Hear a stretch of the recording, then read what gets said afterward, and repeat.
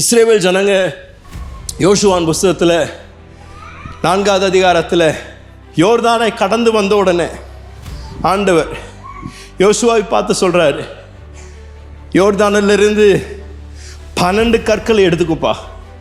இந்த 12 கற்களை எடுத்து அதை ஒரு நினைவு சின்னமாக ஏற்படுத்திக்கொள்.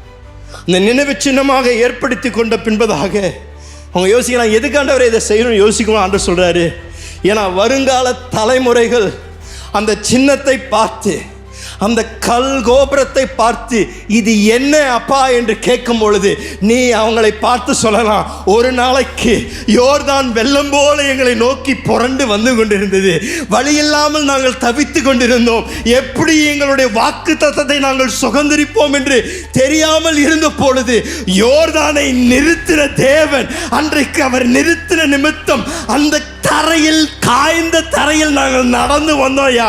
நடந்து வந்து தேவன் அவர் சொன்ன அத்தனை வாக்கு தத்துவங்களையும் நிச்சயமாக எங்கள் வாழ்க்கையில் நிறைவேற்றினார். அதற்கு நினைவு சின்னமாக தான் இந்த கற்கள் ஏற்படுத்தப்பட்டிருக்கின்றது. அவர் சொல்லி விடுகிறார், பார்க்கும் பொழுதெல்லாம் நினைவு கூறுங்க, நான் யோர்தானை உங்களை கடக்க செய்ய வல்லவராக இருந்தால், உங்கள் வாழ்க்கையிலேயே பேர்பட்ட பிரச்சனையாக இருந்தாலும் அதை மேற்கொள்ள எனக்கு வல்லமை உண்டு. வாழ்க்கை